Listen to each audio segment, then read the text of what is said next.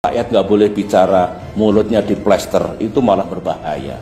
Poin saya, janganlah pemerintah ini alergi, cepat marah, kemudian tidak boleh ada warga negara yang melakukan kritik atau berbicara yang tidak menyenangkan kepada pemerintah atau kepada pemimpin kita.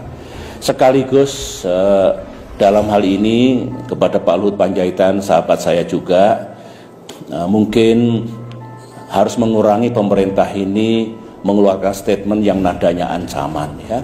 Tidak baiklah, ya memang pemerintah punya kekuasaan, Pak Jokowi punya kekuasaan, tetapi kekuasaan ini kan bukan untuk menakut-nakuti rakyat, untuk mengancam siapapun. Kalau misalkan pemerintah ingin menyampaikan, sampaikan dengan baik, sangat bisa ditempuh cara-cara seperti itu. Jadi pesan saya adalah, atau harapan lah ya, kalau pesan dikira nanti berlebihan, harapan saya rakyat punya hak untuk menyampaikan kritik pandangannya, ketidaksukaannya kepada negara. Pemimpin itu kalau mendengar rakyatnya tidak suka, kadang-kadang perlu itu untuk introspeksi gitu ya. Jadi sekali lagi harapan saya, kalau saudara-saudara saya rakyat Indonesia yang menyampaikan kritik, ya kritik yang proporsional. Kalau statement yang seperti pemerintah berbohong tentu harus disertai bukti. Tapi silakan gunakan untuk kepentingan bangsa kita. Nah, harapan saya untuk pemerintah ya tidak perlu arogan, ya tidak perlu saya punya kekuasaan, awas saya lakukan sesuatu nanti. Begitu harusnya. BIN intelijen tidak boleh menakut-nakuti rakyat. Polisi itu malah mengayomi rakyat dan tentu memberantas kejahatan. Jadi bikinlah hubungan yang baik negara dengan rakyat.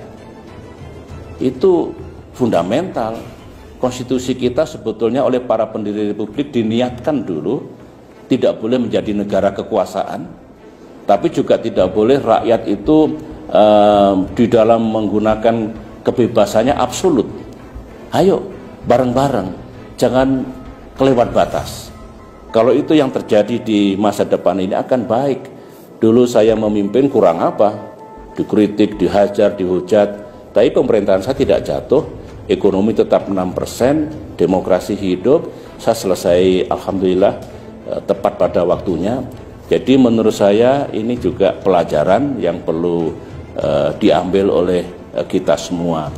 Dan memang sekarang maaf ya, tidak banyak kritik pada pemerintah, kritik kepada Pak Jokowi mungkin baik untuk stabilitas ya mungkin.